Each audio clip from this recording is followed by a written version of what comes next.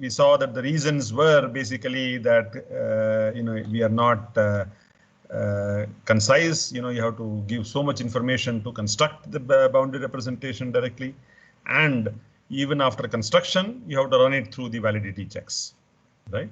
And of all the 3 validity checks, the self-intersection one is really difficult.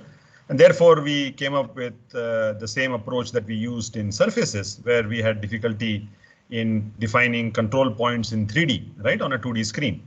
And so we chose to construct the surface using curves, but the representation is whatever we studied, the B-spline or the Bezier or whatever. So in the same way here, we have a different way to construct, right? But the storage internally would be the boundary representation.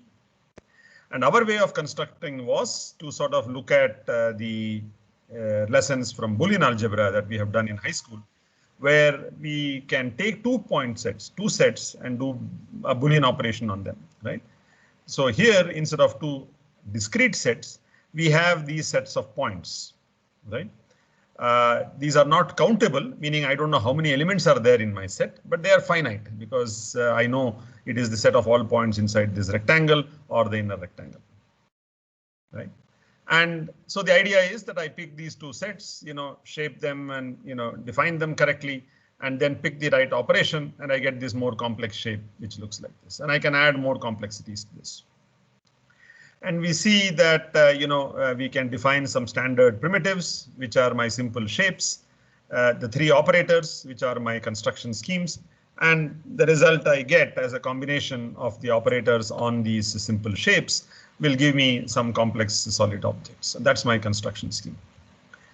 And we have also seen that the way we sort of store it in a computer is using a data structure called a tree, where I have a parent associated with these entities here, and then it has a parent and so forth. So it's like a tree, except that the computer science or the data structure tree is the complete opposite of your biological tree.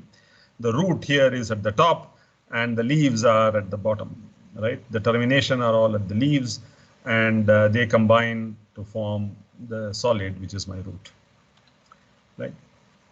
Now, the problem with this is that this is a procedural model, right?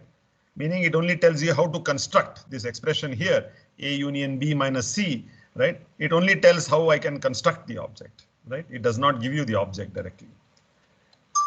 Here are some simple shapes that let me just kill this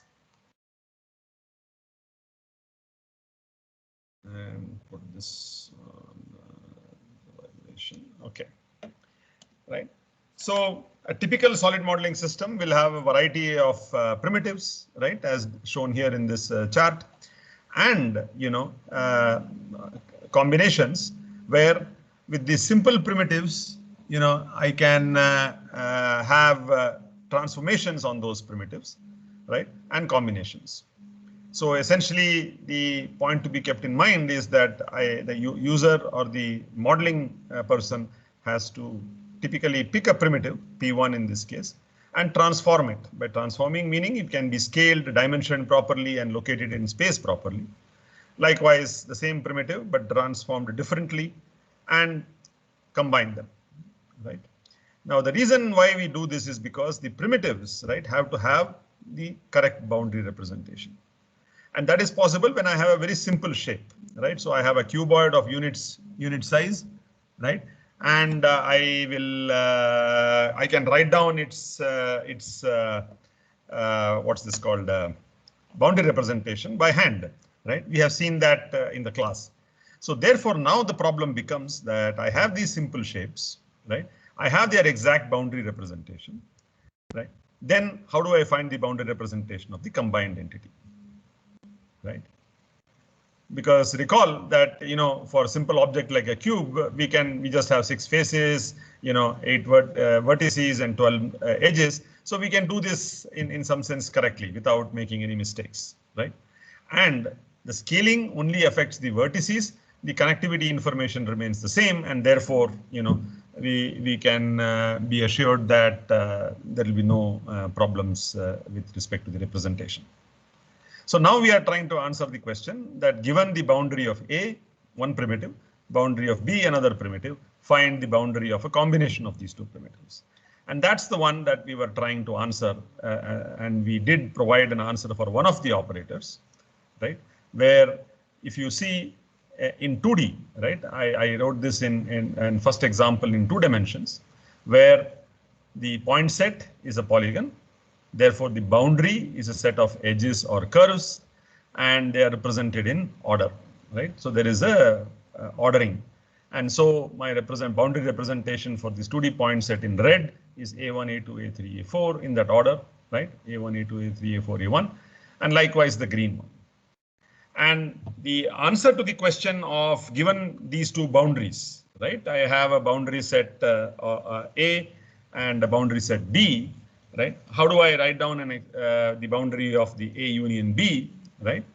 And the expression that we worked out, I wrote down was boundary of A outside B plus boundary of B outside A. And if I write it down, then this is what I get, right? So all these vertices are known here, right? So A1 is known, A2 is known. This is a new point.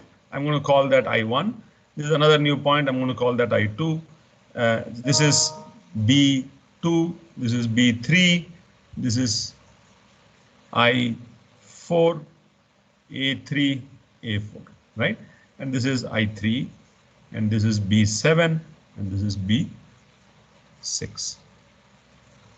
Right, so I can write down the boundary of A union B as the outer loop, which is A1, A2, I1, B2, B3, I4, A3, A1, A4, A1, okay? Plus another loop, which is this inside loop, which is I2, I3, B6, B7, I2. That's my representation, and indeed this is correct. So now I need to ask you to do something similar for, of course, the result is here. So maybe I'll just hide it a bit and ask you to give me the result for boundary of A minus B. So what is the set A minus B? The set A minus B is the set of points belonging to A and not containing the points belonging to B, right? So I need to define the boundary of that. So how do I do that? So I'll just write down A union B here for your reference, so that you know what we're looking for. So this is boundary of A outside B plus boundary of B outside A.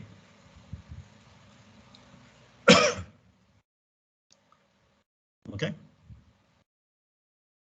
So what do you think will be the equivalent expression for boundary of A minus B?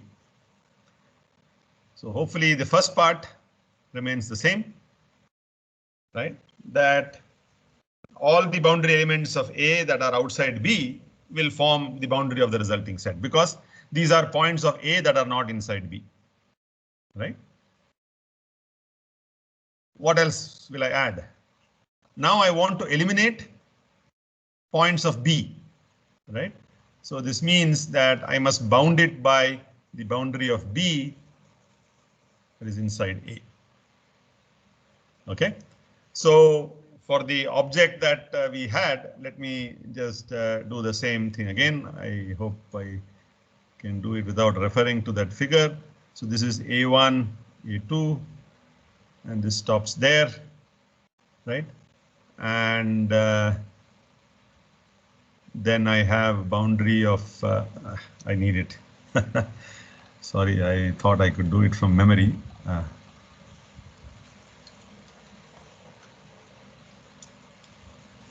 And this is again outside. This is outside. This is outside. This is outside.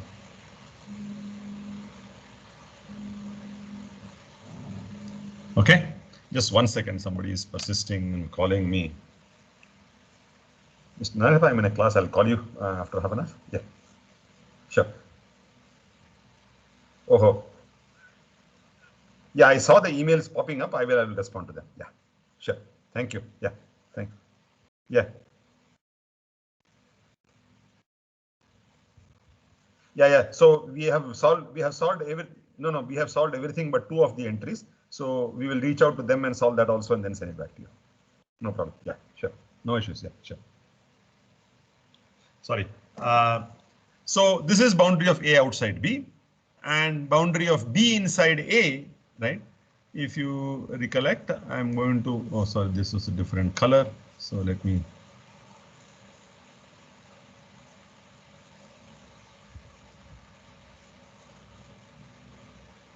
Right? This is boundary of B inside A.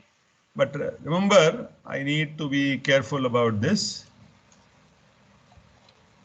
The arrows are here, right? So let me mark it correctly.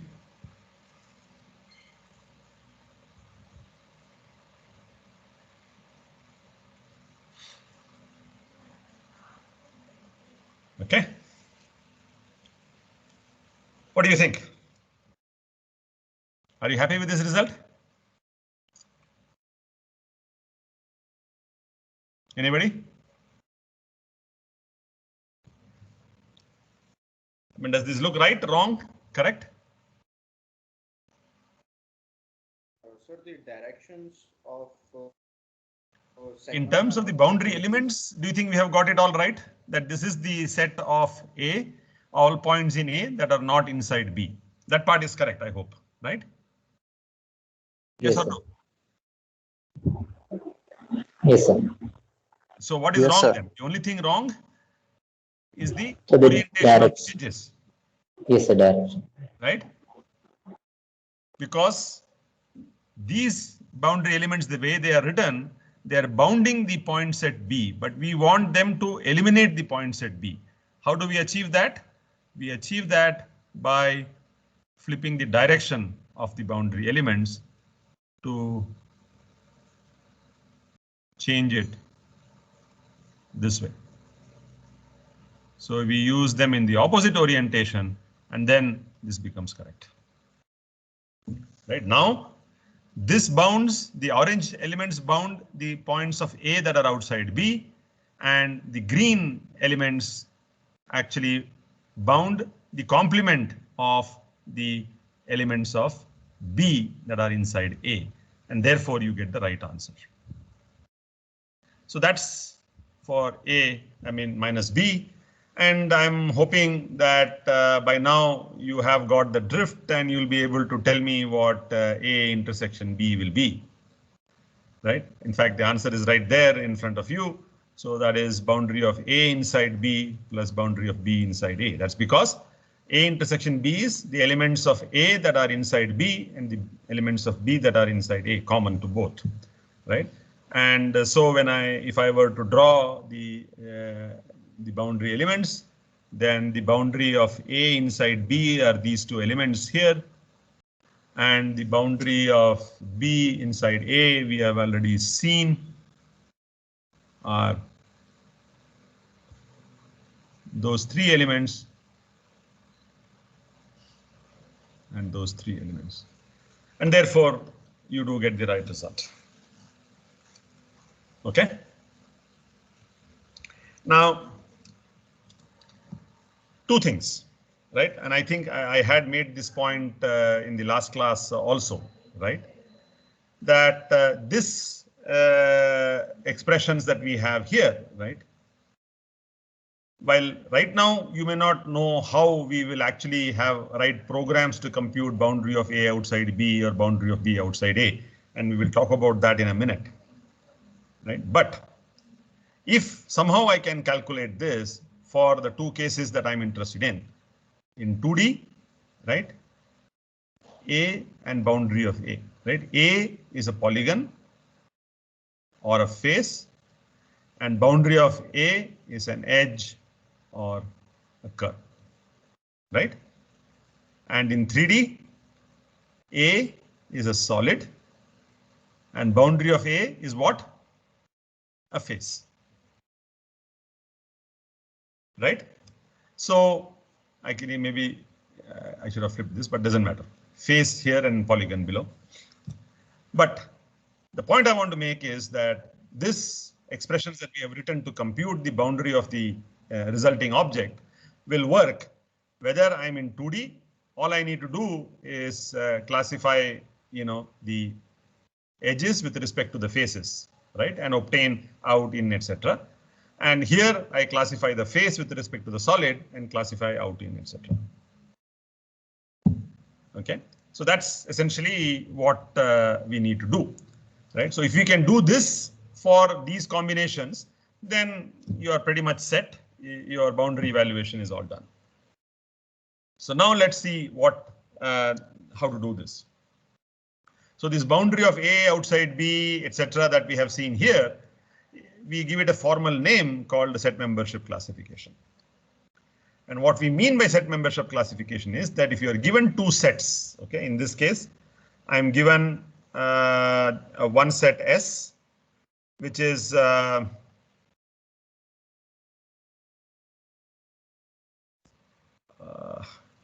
always struggle with this. I don't know why. Okay, anyway, you can 1 minute. Let me just try it one more time.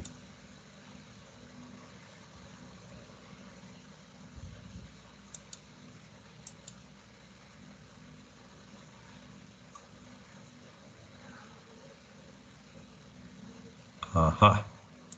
Now I got it. Okay. Anyway, so the problem of set membership classification is stated here, right? You're given 2 point sets, right? S and X. And this is analogous to the problem that we have been doing so far, which is S is a 2D point, a polygon whose boundary are edges, and X is an edge, right? It's a 1D point set X. So the set membership classification basically takes X and decomposes it into 3 parts, right?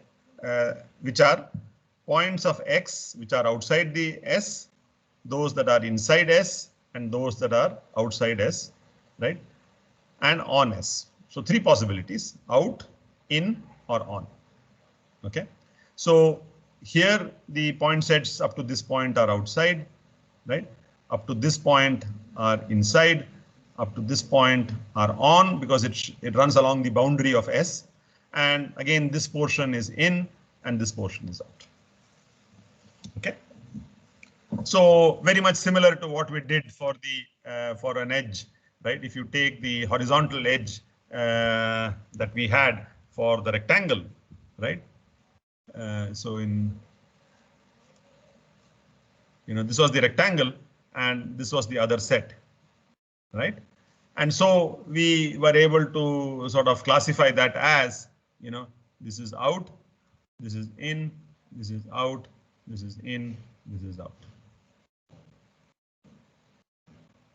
Okay, that's essentially what the set membership classification is, with subject to 2 conditions, right? One, that I can only classify a set with respect to a set having a similar dimensionality or a lower dimensionality, which means the dimensionality of the set being classified X cannot be greater than the dimensionality of the set with respect to which I am classifying.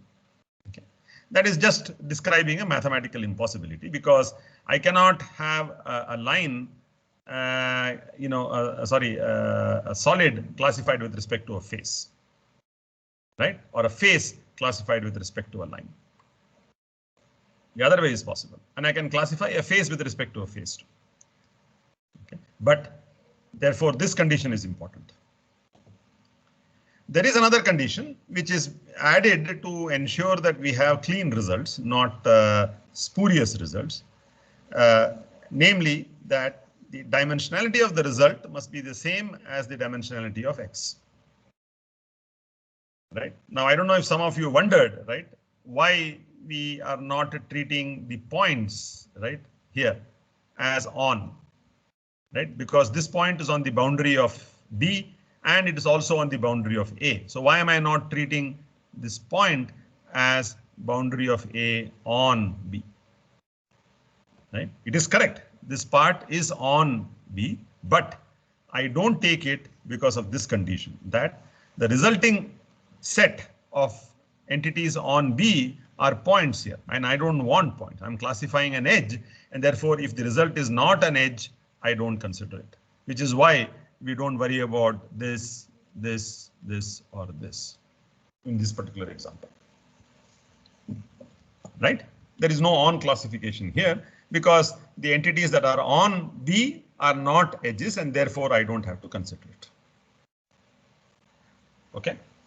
Now, this may seem a little bit of abstract and diffuse to you. So let me just give you the same example here, which is that I have a polygon, which is sorry.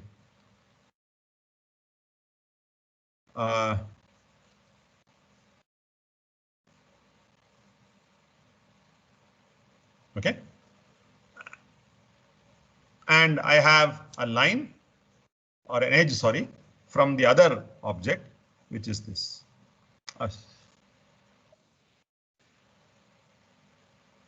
Which is this. Okay, so this is the set X and this is the set S.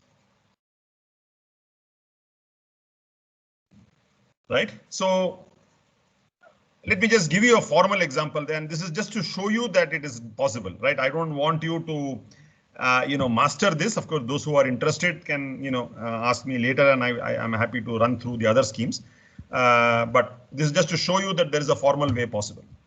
So now when we say find boundary of A outside B, right? Here, the boundary of A is an edge and B is the solid S. Therefore, my classification is X with respect to S. And I do this for all the edges and I'll get the final result that I want, boundary of A outside B. So what I do essentially is that I intersect the given edge X intersects with all the edges that where EI belongs to S, right? So I take all the edges and find the intersection points. So with this edge, I will get one intersection point here. With this edge, I'll get, let me change the color. I get one intersection point here.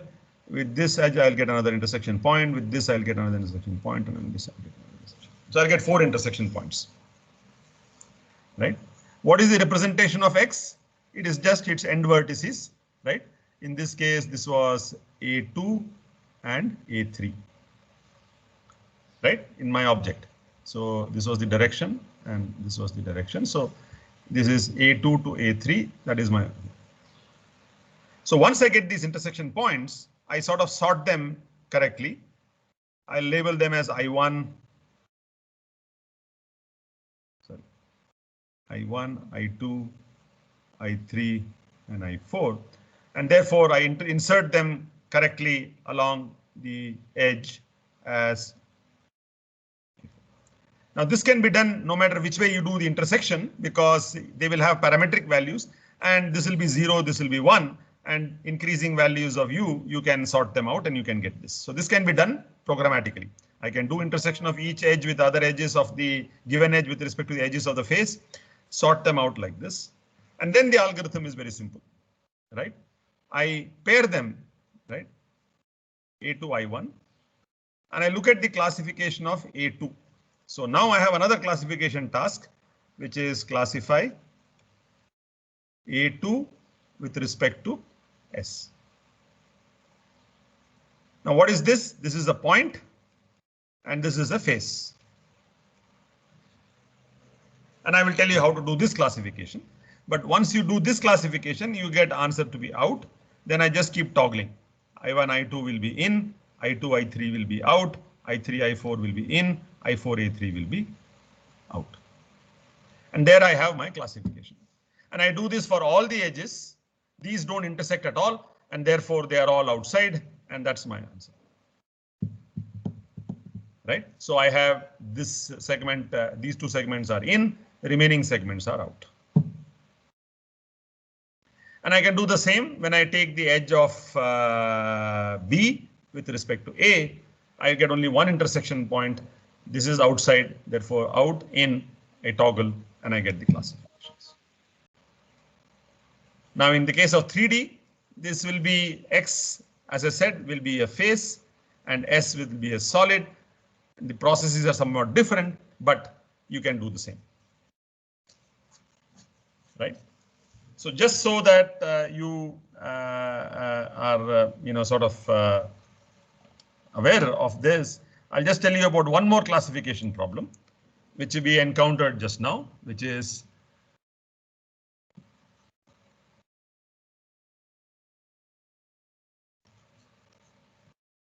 okay. So let's say this is a face S, and I have a point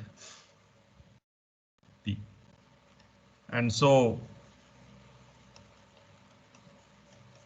classify P with respect to the face. Right, that's the problem we wanted to decide on the classification of A2 with respect to S. This is the problem here, right? I'm given this polygon and a point classified. So how do we classify that? Again, here there is a formal technique.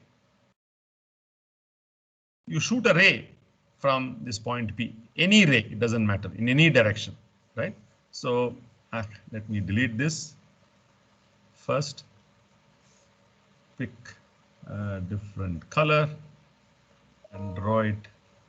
Only problem is it's going in the other direction, so my hand is not steady, but let's say that's the ray. Okay? And you count the number of intersections. So here, in this case, I have 1, 2, 3, 4. Right? So the principle is very simple. If number of intersections are even, P is outside. And if odd, P is inside. Okay, that's all. So the point I want to make with these two examples is that the set membership classification can be done in a formal way using algorithms, meaning there are set procedures to do this. It's not ad hoc, and it will work, right? And you can do this across dimensions. Therefore, if you list out all the possibilities, right? Point, or let me not say point, vertex, right? Vertex, edge, vertex, face, and vertex, solid. All these classifications are possible. You've already seen vertex face and vertex solid also. You will realize later that it works the same way, right? You just have to shoot a ray, count the number of intersections with the boundary of the solid, and if it is odd, your point is inside. If it is even, the point is outside. Right? It will work like a charm. There are some small details, but I'm overlooking it right now. Likewise, I can have classification of an edge with respect to an edge with respect to a face, and an edge with respect to a solid. Right? And lastly, I have face with respect to a face and face with respect to a solid, and solid with respect to solid.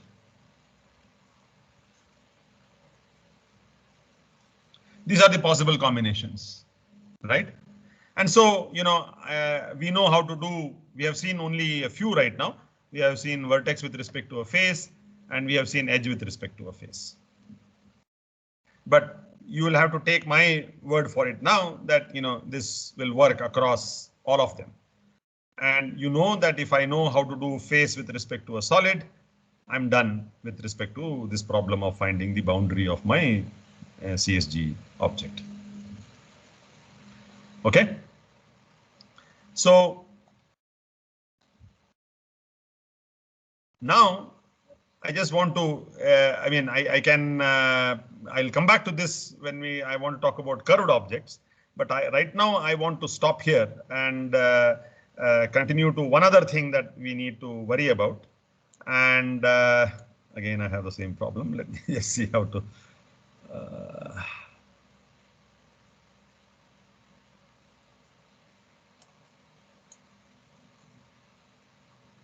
I don't know how. There you go.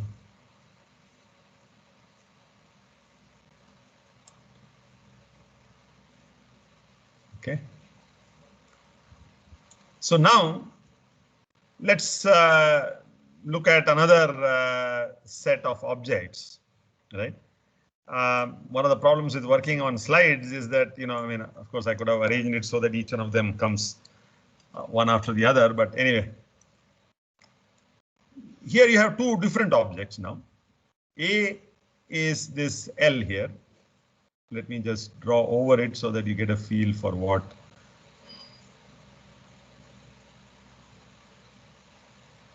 That is A, right?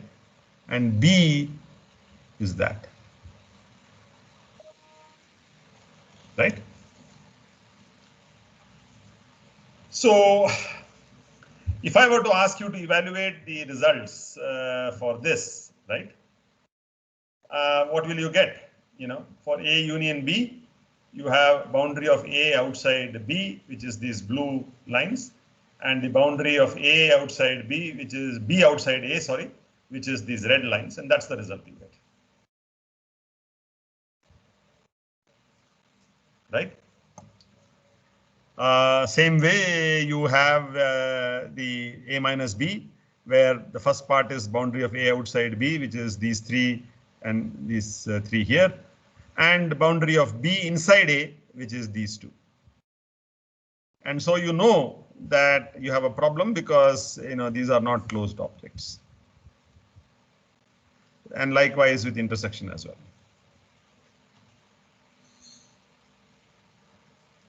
Now this is a little nuance of the fact that we operated or created these operations based on sets of points, right? But the set of points, are when we deal with in algebra, they are discrete and accountable. Okay, but here I am looking at continuous set, but finite, right? Bounded. And therefore, I'm only looking at the boundary of these sets. And so closure, or the fact that it must be a closed set, is something that I have to ensure.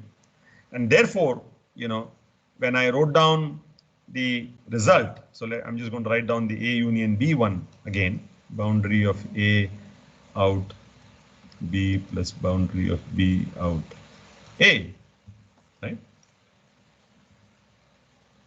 We missed one possibility, that the boundaries may overlap.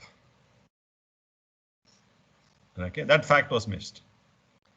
And because I cannot ignore that, right? Because I need to have a closed set, right? Which means that every point must have a boundary, associated with it. I cannot march and drop into abyss, right? It must continue. It must be a closed path. And therefore, I have to look at the boundary segments that I have missed considering because they were overlapping, and they would have had the classification boundary of A on B or boundary of B on A. I should have considered these, and therefore my result will not be complete unless I do this, right? Now on paper, this may look like a fudge. I'm just fixing the operations, and which is what I have done here as well, right? If you look at the result, finally, how to handle boundary overlapping boundaries, I find the result as we have found earlier, plus I add this new set of entities which are valid segments from the boundary A on B. Okay. Unfortunately, this is not complete. The opposite also has to be written, which is boundary of B on A. Now, this is the same in the case of line segments, but in the case of faces, you may get into other situations. So we have to add both. So how do we find this validity? Right. So let's look at the 2D case first, and then we will come back and see how to fill this up. So I'm going to take this example, same example, and just draw it separately here. Right. So I have the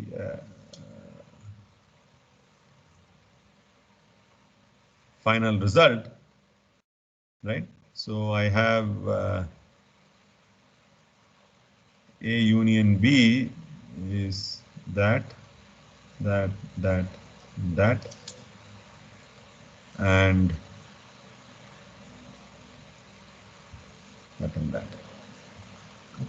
But there are two overlapping situations. One is here.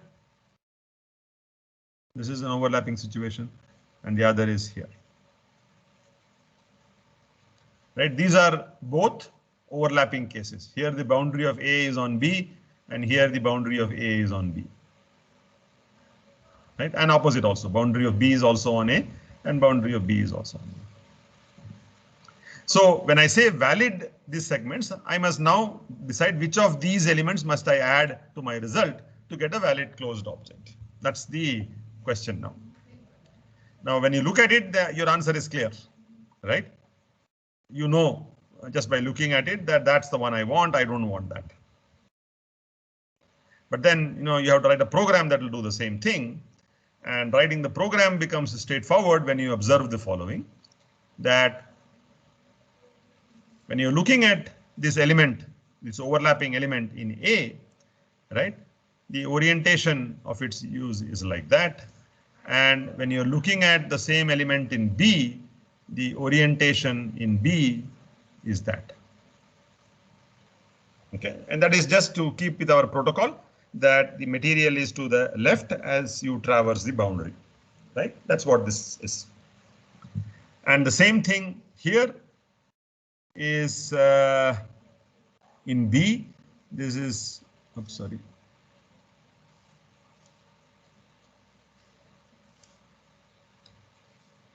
Is here. And for A,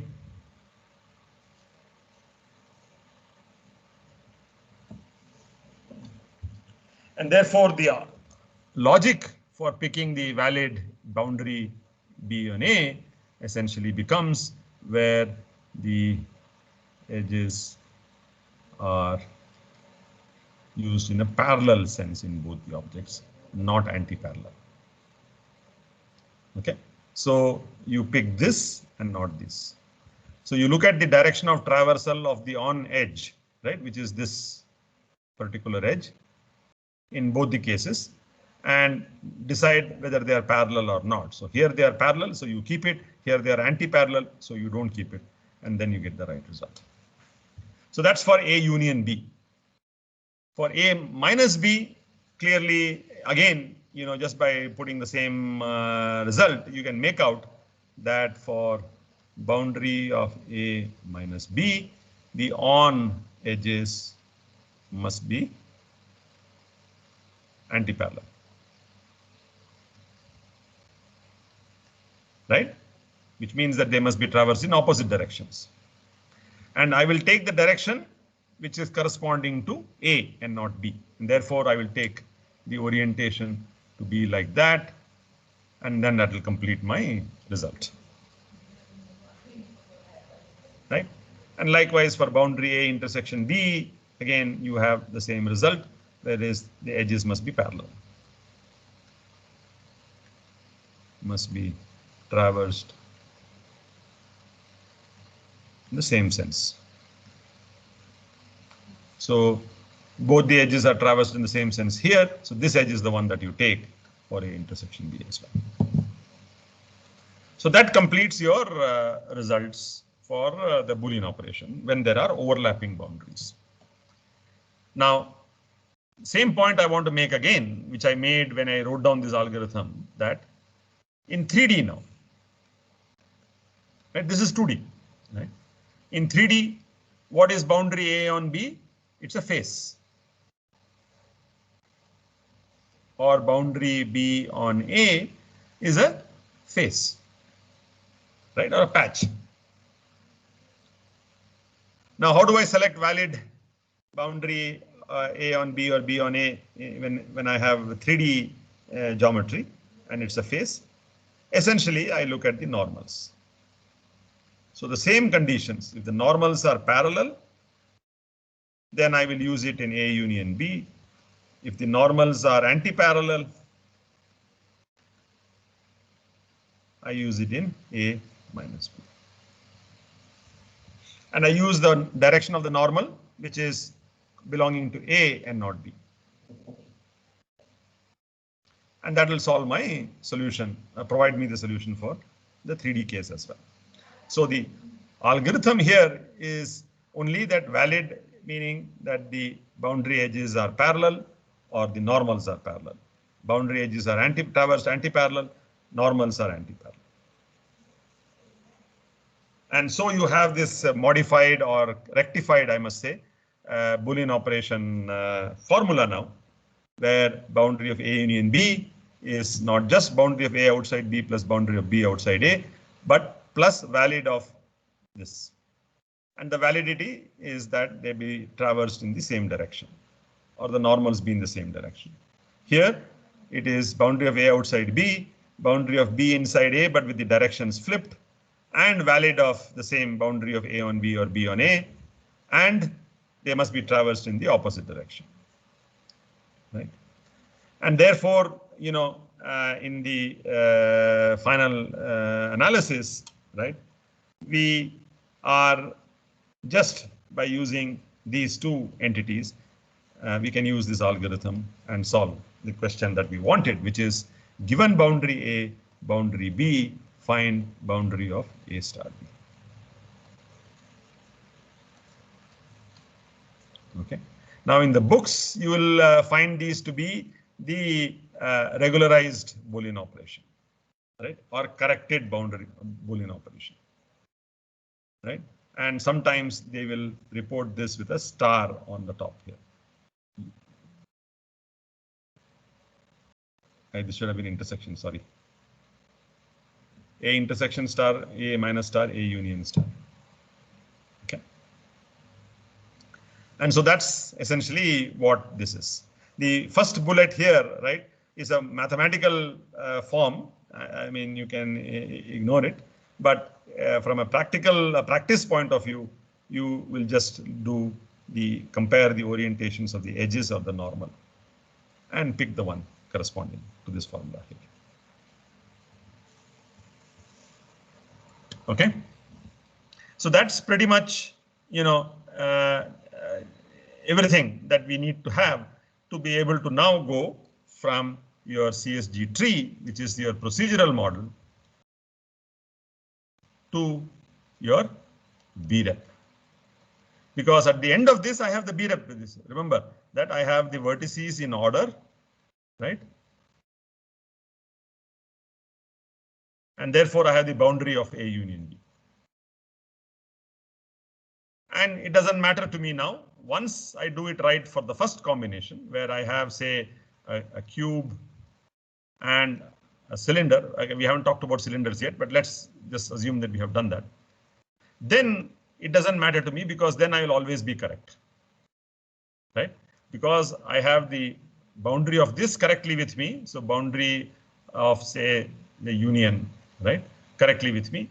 I can combine any other primitive to this and I will still get the right result, and so forth. So what this ensures, this whole rigor that we have done to ensure the correct boundary calculation, is that you can construct as complex a tree as possible, and we can just do this pairwise, keep doing it, and find the BREP of the final resulting solid. Okay, and we're doing this in an algorithmic sense correctly, because we are, doing things based on a formula rather than in an ad hoc or an interactive way. It's automatic.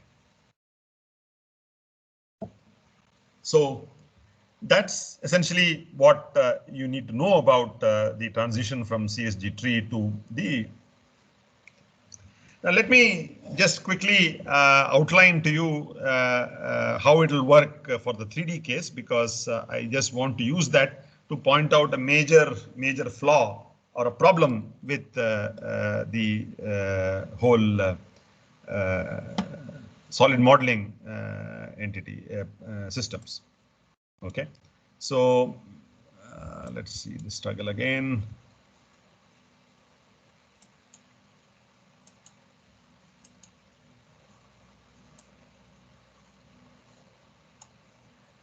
Not.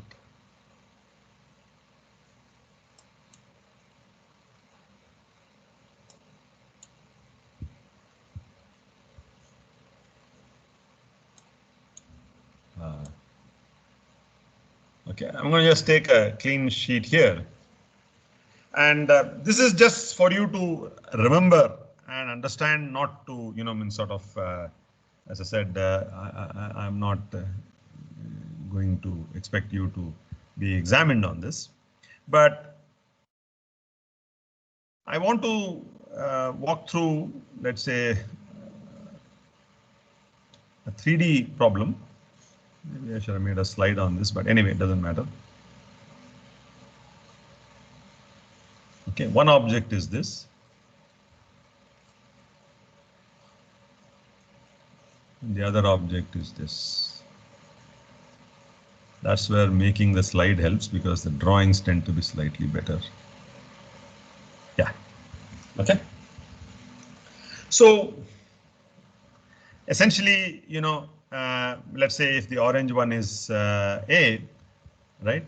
A will be a series of faces, now 6 faces, FA1 all the way till FA6. That's my boundary representation. And B will be a similar thing with FB1 all the way till FB6. Right? And for your Boolean operations, let's say you have to now, one of the steps will be to say classify FB1 with respect to A, right? So FB1 is, say, this face, the front face. Okay. Because if I can do this for this face, I can do all the faces, then I will know classification of the boundary of B with respect to A. I repeat that for A with respect to B, and we know how to assemble the result. So I just want to quickly walk you through about how this will be done. Face FB1 with respect to A. So this is the face FB1, right? So let me just call this B1, B2, B3, and B4. So I don't actually classify a face with respect to the solid. So this is nothing but classification of face with respect to a solid. We have not done this so far, and we don't need it either.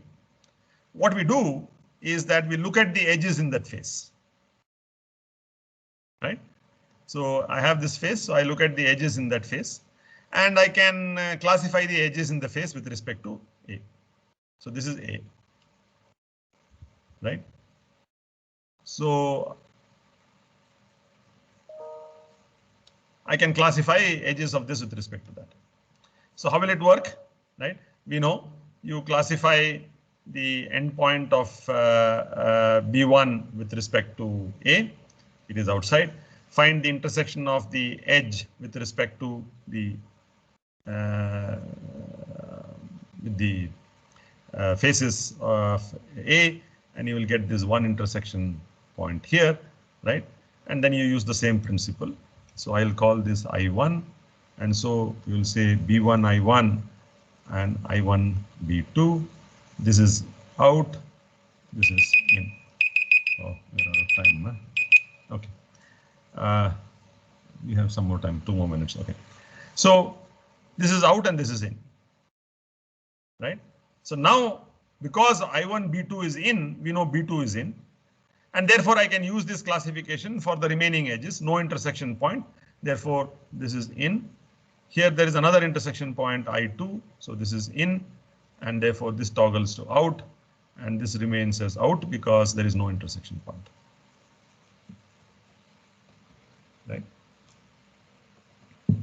Now, the only other thing to note here is that I have these 2 intersection points, right, which are obtained by the intersection of the edges of this face B with respect to the faces of A.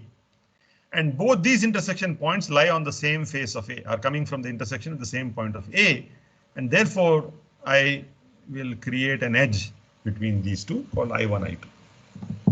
Okay, I'm going to keep that separately, because this is the face I would have gotten if I had intersected the face of A with respect to the face of B. I have not done that, but if I had done it, I would have gotten this edge. but I can get it indirectly from my intersection of edges because I know that this came from the intersection of this edge with respect to this face. This also came with respect to the same face of A, and therefore I know that this will lie on the same face of A.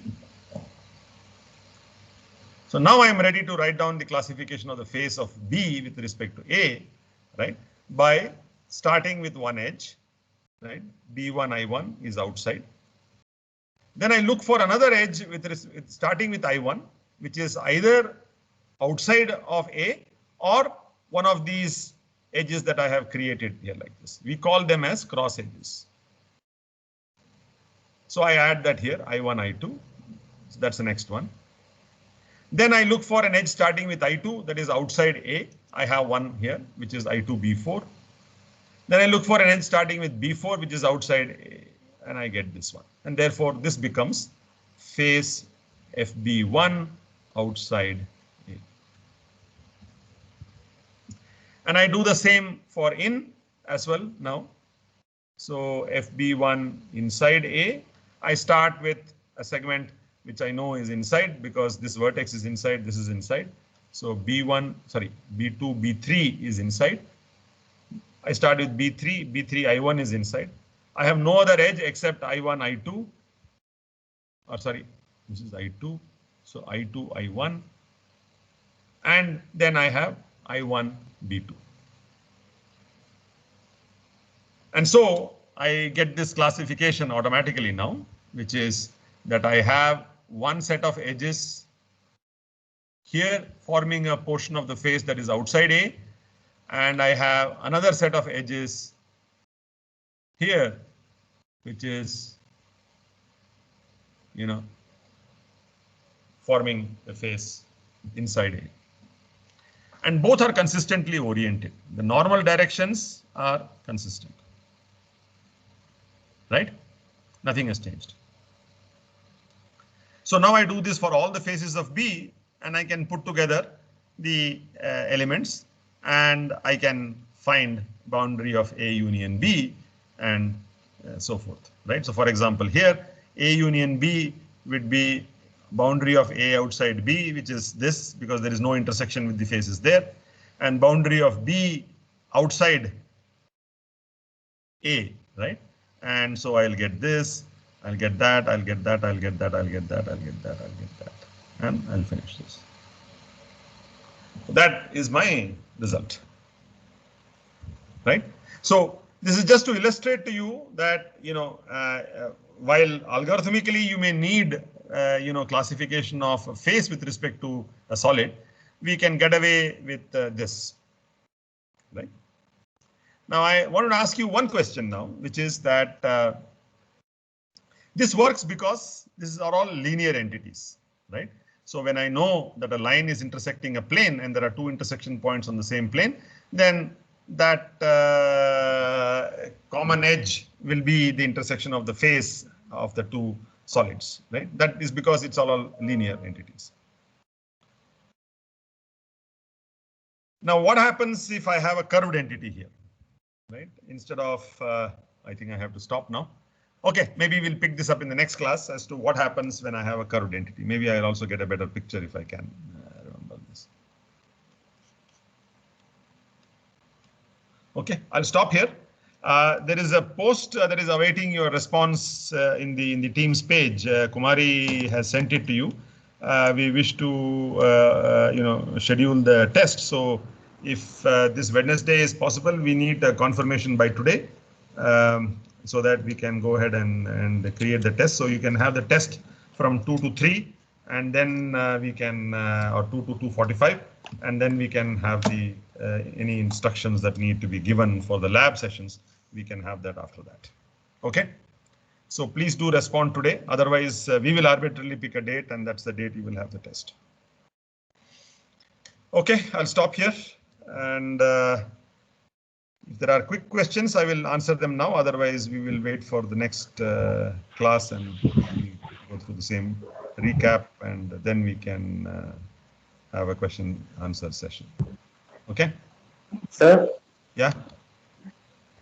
Yes, sir, please. In the previous alias session, he mentioned You need to speak about a little louder. I'm not able to hear you. Hello? Yeah. Sir, in the previous alias session, the lab session, he mentioned about G3, G1 curve. So can you please give a short description of what are they? Okay, so we did talk about G1 and C1 continuities, if you recollect. I will do that again. This is for surfaces he's doing, right? Yes, sir. Yeah, so I will pick it up in the next class and I will cover it in the beginning of the next class. You please raise it again in the next class. I will cover it. Sure, sir. You may Thank you, sir. recollect we did it for curves, right? Yes, sir. Yes, sir. We said that there is two types of continuity. One where direction and magnitude are the same of the derivatives, and the other only the direction is the same. Okay, so that's the essential point, but I will repeat that again after seeing what he has covered. I'll explain that again. Thank you, sir. Yeah. Okay, so I will stop now and we will pick it up. We'll meet on Wednesday and then